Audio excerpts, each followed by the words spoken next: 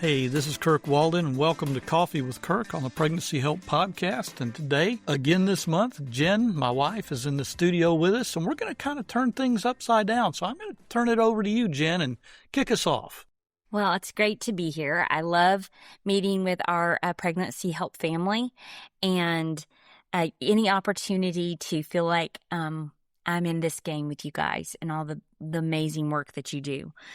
Today, we are going to talk to you, Kirk, and I'm going to ask you some questions kind of from the lens of a pregnancy help ministry team with this theme: what ministry culture is, why it matters, and how leaders can build it daily. So this focus of ministry culture.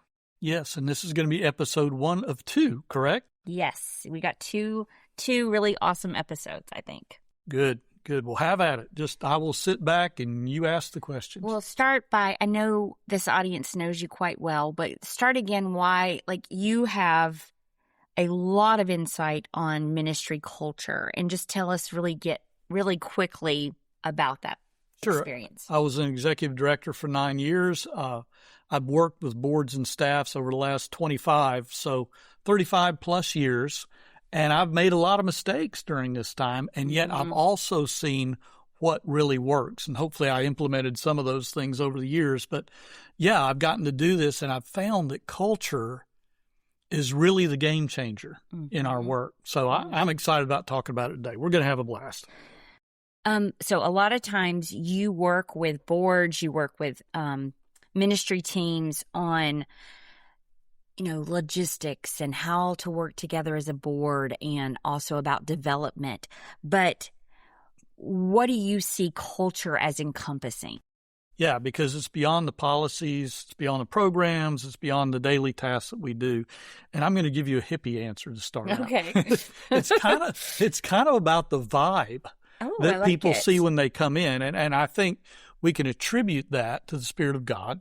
But at the same time, a client comes in and she just senses that, and the community can too, because we're doing two things here. We've got two audiences. One is our clients and patients, and then the other is our community. When we are communicating our ministry to a church, what are they seeing in us? When we're talking about what we do, what do they sense? What are they picking up? And so culture is a big thing. And yeah, if I want to say vibe, that's kind of it.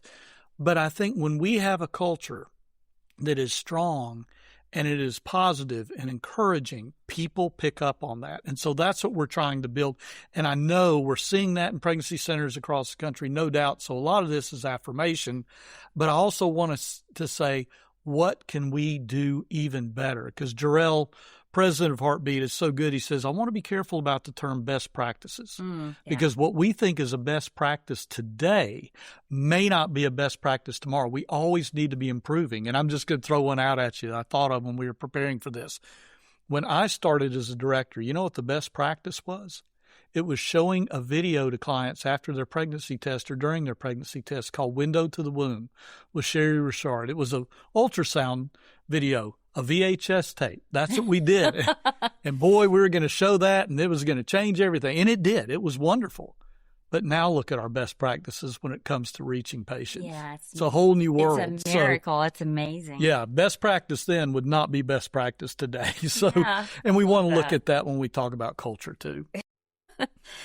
Okay, so that's a great example. So in your mind, what are some signs of a healthy internal ministry culture on one side? Yeah. And then on the other side, what are some signs that a culture may be drifting, and things may look successful on the outside, but on the inside, we've got some culture issues. Yeah. And the fact of the matter is our ministry is one that can be one of constant stress, and because we never know what's around the next corner. Yeah. We don't know if we're going to have an angry person coming in the door who is not only scared, but angry just at the world and what she's going through. And maybe he's angry at us when he comes in with his partner and he's trying to figure out what are these people trying to do. So we never know what we're going to face. So there's all that tension that we have to deal with. We never know what is next. But at the same time, a healthy ministry culture is one that is able to take that in and go, okay, let's all take a deep breath. Mm-hmm. Just saying those things makes me want to take a deep breath. Yeah. Let's take a deep breath. But we still, even in the stress, even in the challenges, even in the thunderstorms that we face, we're a culture that complements each other, a culture that can encourage each other, even on our toughest day, that gives shout outs. And I've used this before on the podcast, which is, let's say when a patient comes in and she looks at that receptionist smiles at her, and she hands the baton to the next person in line, whether it's a nurse, whether it's a client advocate. When she hands that baton off, does she give that person a shout out and say, "Oh, you're going to love it with Wendy. She's just amazing. So you've got the right person today." Is that what we're seeing? Those are the kind of things that help me see a healthy ministry culture. Yeah. And when I walk into a ministry, one of the things, I was doing a retreat for a center yesterday before we recorded this, and as I was walking down the hall of the church, I could hear people clapping, laughing, and going woot woot about different stuff. And I thought, I'm walking into a healthy ministry culture. Mm-hmm. And I was correct. Yeah. Because we had 25 people in the room and they were supporting each other and laughing with each other. And I think, you give me that and I see a good ministry culture. And in a way, isn't it joy when you see joy in interactions between people? Absolutely. And that can be hard. Yeah. Because like you were talking about the stress just within the clients, but I think do you sense a lot of stress sometimes for ministries between, say, staff and the board? There are a lot of dynamics going on here, and then the financial strain for a lot of ministries. Yeah, I mean, that's the thing, is it's not just the patients who come in. Mm-hmm. You hit on it, because it can be, okay, we really believe we need to do this, but our board is not there yet. Yeah. How do we walk through this season of tension with joy, look, we've talked about the fruit of the Spirit, love, joy, peace, patience, kindness, all the way through those 9 characteristics. And are we able to do that even in the tense moments? Yeah. Because sometimes we may have that big project and our board of directors is like, we're just not seeing it yet. Mm-hmm. Well, does that mean I'm going to react, or does that mean I'm going to respond in love and in joy and go back and say, okay, maybe I need to represent, or maybe I need to sit down and say, let's talk this out a little bit more. Those kind of things reflect our culture if we're able to talk it out a little bit more and have a little patience in the tough situations and financial situations like you talked about, which may not be a new project. It's just finances could be tight. And how do we deal with that? Yeah.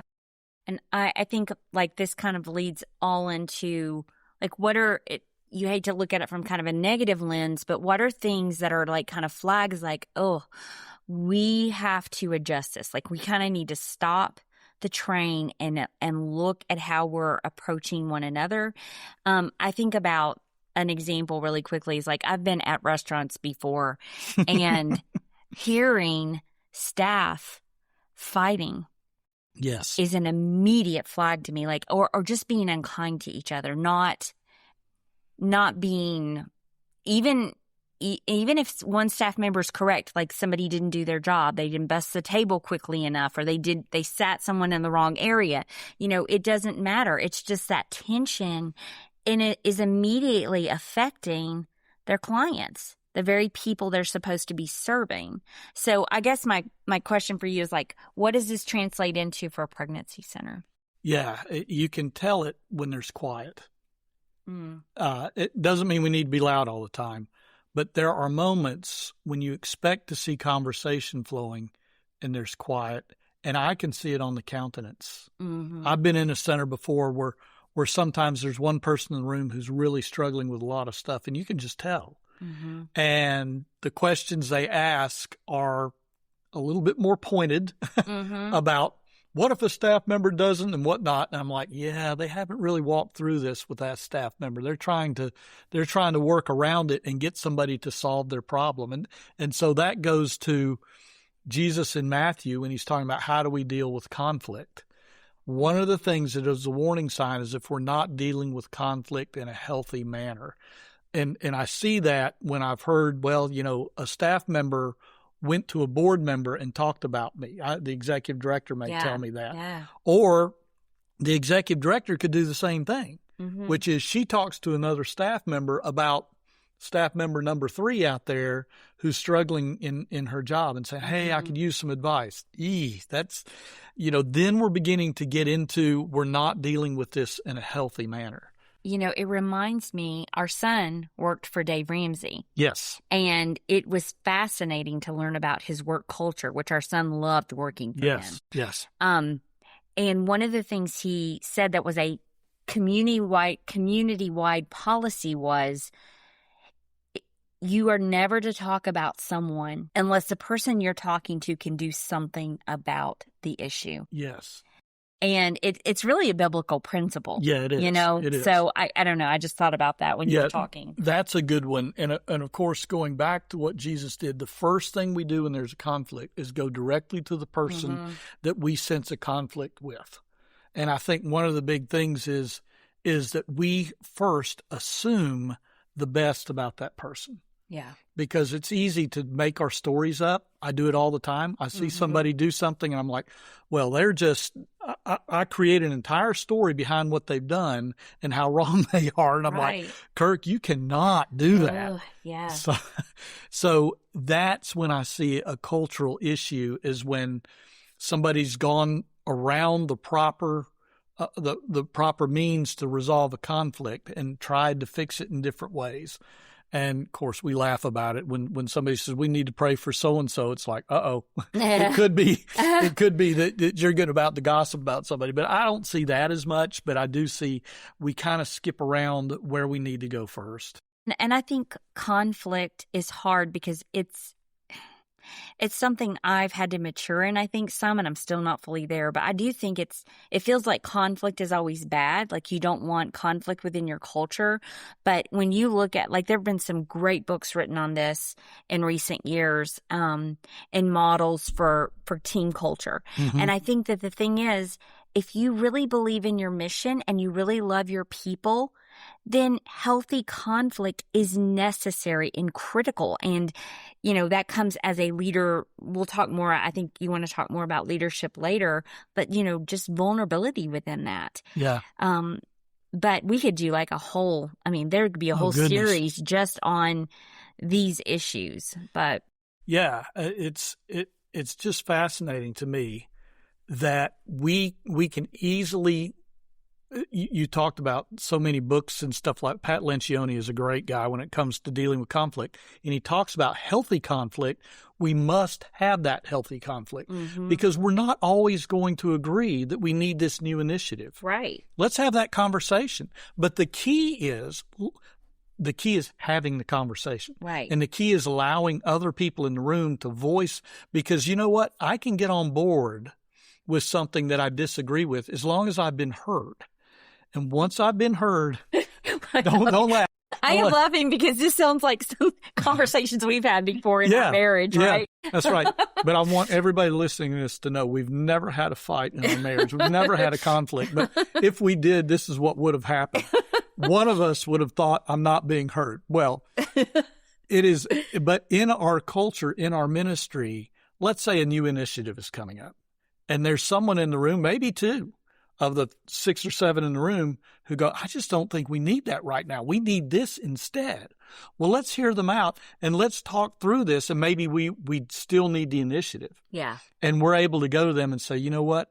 I think this is going to be better because you spoke out and because you were willing to be honest. And that is the culture we want in this ministry, to be able to do this. Yes, we're going to go ahead with the new initiative, but thank you for that. And if we have a culture that says, you know what? If we have a healthy conversation about something and I don't get my way, I am going to raise my hand and be on board once that decision is finally made. If we have a culture like that, we are winning. Yes. But everybody needs a chance to be heard. Yes. I love that. I'm going to ask you this question. This whole idea lends itself to the concept of trust. And so one of the questions I have for you is like, what role does trust play within this and helping build a strong culture in our ministries? Yeah, obviously it's super important. We have to have trust, but where does the trust come from?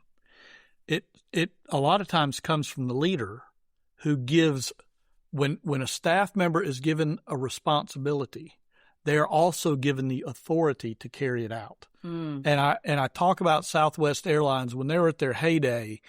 One of the things that they were so good at, and hopefully we'll get back to even more, they still do it a lot, which is a customer service agent can make decisions on their own regarding a customer, even if it's like a refund or it's something like that. Mm-hmm. I walked into an airport the other day and a gate agent, I decided to check a bag, and the bag person says, "Hey, do you want to sit up in the extra legroom seats?" Mm-hmm. And I go, "Well, if it doesn't cost me anything, yeah, I'll just bump you up there. We got some space and you got a middle seat that's open." And I'm like, "Thank you, brother." I am excited about that. Are we giving both responsibility and authority? Make decisions. And if you mess up, I'm still going to be behind you. Mm-hmm. You know what? We'll talk about it. I had a boss when I was selling office supplies, responsibility and authority. I did a bid on a university campus for a ton of furniture for a conference center.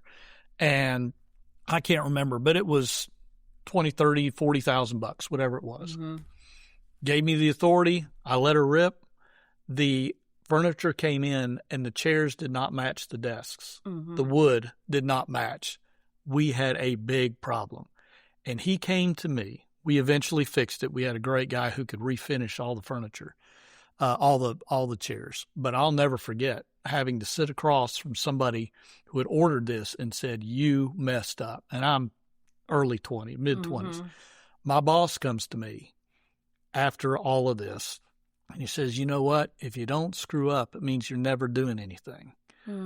Give me that leader who says, if you don't make a mistake, that means you must not be doing anything. Right. That meant so much to me. Obviously, that was almost 40 years ago. I will never forget that. Never forget it. And I think we give that responsibility and authority. And the other thing is, when I am under someone's leadership, whether it be my direct report, or my executive director, CEO, or the board, I assume the best about them. Right. And if I have an issue, I'm saying, "Hey, look, I'm struggling with this. This is what we're doing. I'm not quite sure what to do. I just want you to know I believe in you." Over time, that builds a ministry. Golly, just assume the best. Mm-hmm. And then if you're the leader, give that authority and responsibility. One of the things that I see with executive directors who are struggling sometimes is they come to me and they say, "You know what? I can't trust so-and-so with something." And I'm like, "Well, that may be the issue, and we're going to have a tough conversation with that employee if it is. But maybe it's that you want it done your way." Right. And you've got to let it go and trust that they will get it done, even if it's not the way you would have done it, and be okay with that. All of this kind of makes me think about this idea. I think that it's hard to trust people when we don't think they have the wisdom, the vision, whatever. I've been a part of organizations that onboarding was very focused on policy. Policy. This is how we do this. This is what happens here. And I've been a part of I can think of one in particular, or an organization where my onboarding was so heavily grounded in, this is who we are. This is our culture. This is why we're doing what we're doing. And it was an ongoing process. And I do believe that trust is better built when that hard heart work has been done early on in a person's experience in the ministry. So yes. What do you think about that? Does that? Totally wrong. All of it. No, it's great. It was great. I will add to that, I guess, but that is really good, because when we talk about policies and procedures, we all know how important those can be. Yes. How do we speak to an abortion-minded client?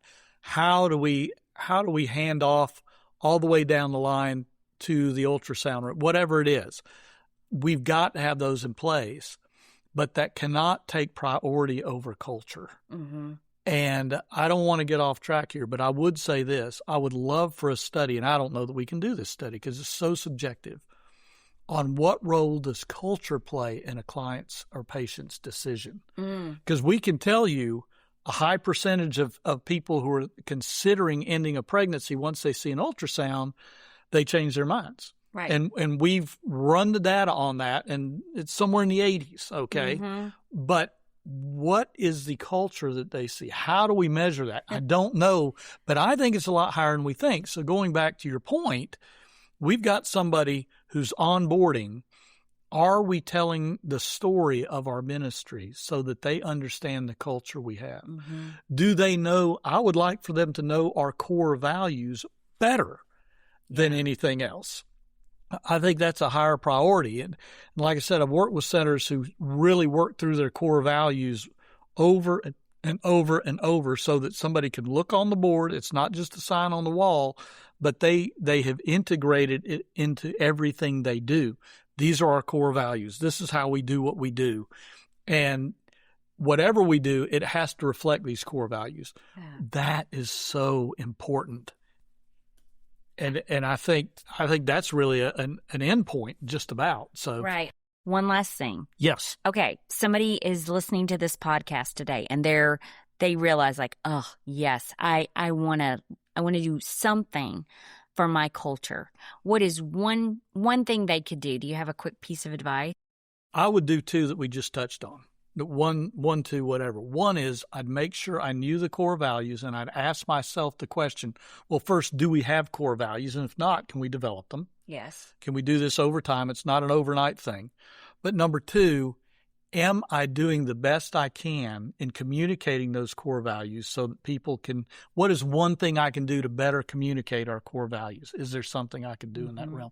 So those are the couple of things that I think of right now for this podcast. And I have a feeling this could be a series of 3 before we're done. Yeah, that's what I'm literally thinking. I'm like, oh, this is awesome. Let's do more because this is, man, I love this. I love this conversation. But for right now, let's leave on that point and say thank you for listening to this. This is episode 1 of Building a Healthy Internal Ministry Culture. We look forward to sharing episode 2 with you next month.